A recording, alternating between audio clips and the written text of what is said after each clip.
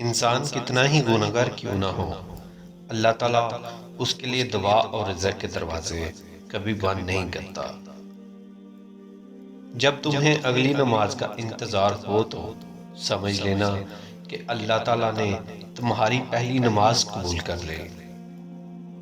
مجھے روز یہ الفاظ ہمت دیتے ہیں کہ اے میرے بندے، گھبرا مت، میں تیرے ساتھ ہوں۔ جب تقدیر پر شکوہ ہونے لگے تو یہ بات یاد کر لینی چاہیے کہ یہ شیطان کا پہلا وار ہے۔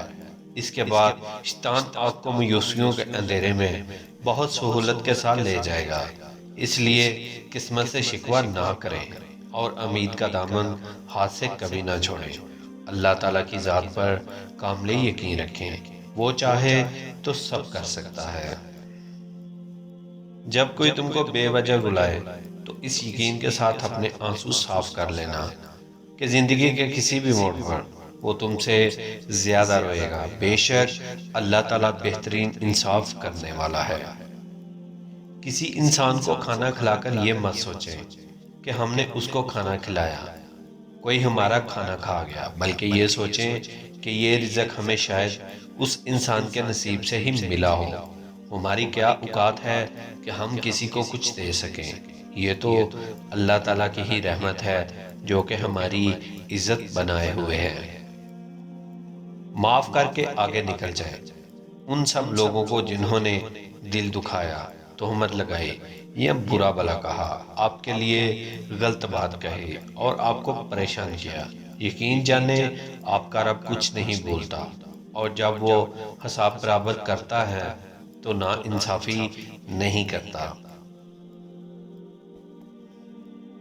میں بہت خوش ہوں کیونکہ مجھے کسی سے کوئی امید نہیں سوائے اللہ تعالیٰ کی ذات کے۔ وہی میرا رب ہے، وہی میرا سب ہے۔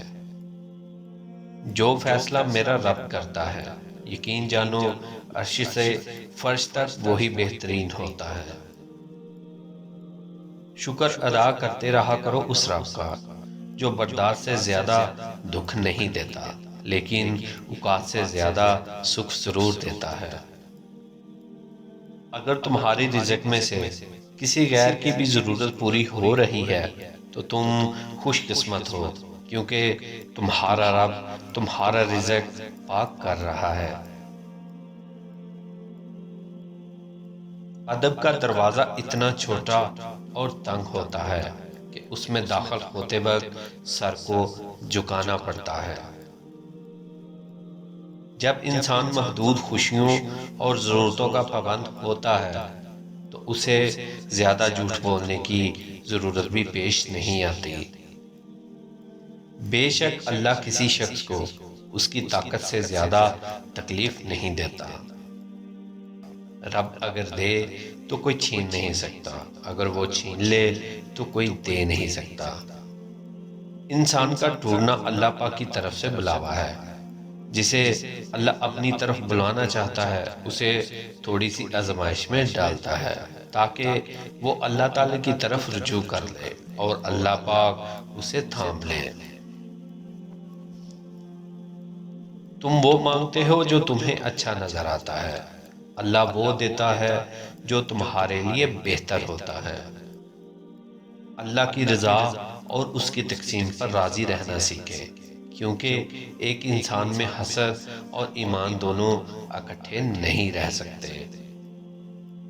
وہ ساتھ میں آسمان پر رہنے والا رب، ہم زمین پر بسنے والوں کا درد ہمارے ساتھ جینے والے انسانوں سے بہتر جانتا ہے۔ ٹھوکر بھی انہی کو لگتی ہے جنہیں رب نے تھامنا ہوتا ہے۔ اللہ تعالیٰ اپنے بندے کو اس کی برداشت اور ہمت سے زیادہ نہیں آزماتا، لیکن لوگ وہاں سے آزمانا شروع کرتے ہیں جہاں سے انسان کی برداشت کی حد ختم ہوتی ہے۔ اگر لوگ تم سے متاثر ہو رہے ہیں تو تکبر نہ کرو، بلکہ اللہ کا شکر ادا کرو کہ اس نے تمہارے عیب چھپا رکھے ہیں اور تمہیں لوگوں میں معزز بنا رکھا ہے۔ وہ اللہ ہی تو ہے جو دل کی خاموشی کو بھی سمجھ لیتا ہے۔ دو طرح کی محبت انسان کو غمگین نہیں کرتی، ایک اللہ تعالیٰ سے محبت اور دوسری اللہ تعالیٰ کے لیے کسی اور سے کی گئی۔ اگر کسی نے اللہ کو پانا ہو تو وہ صبر کرنے لگ جائے تو وہ اللہ کو پا لیتا ہے، جبکہ لوگ اس کے لیے ورد وظیفے کرتے ہیں لیکن صبر کرنے والے اللہ کو پا لیتے ہیں۔ اس دینے والے کا دروازہ کبھی بند نہیں ہوتا، یہ تو لینے والے ہی دروازہ کھٹکھٹانا بھول جاتے ہیں۔ اس کائنات میں صرف اللہ کی رحمت کی دکان ایسی ہے جہاں خریداری کے لیے اگر جیب میں نیکی نہیں تو آپ اپنے ہاتھوں پہ چند آنسو رکھ کر جو چاہیں لے لیں۔ جب تم اس کی چاہت کو اپنی چاہت بنا لیتے ہو تو وہ بھی تمہاری چاہت کے لیے کن فرما دیتا ہے۔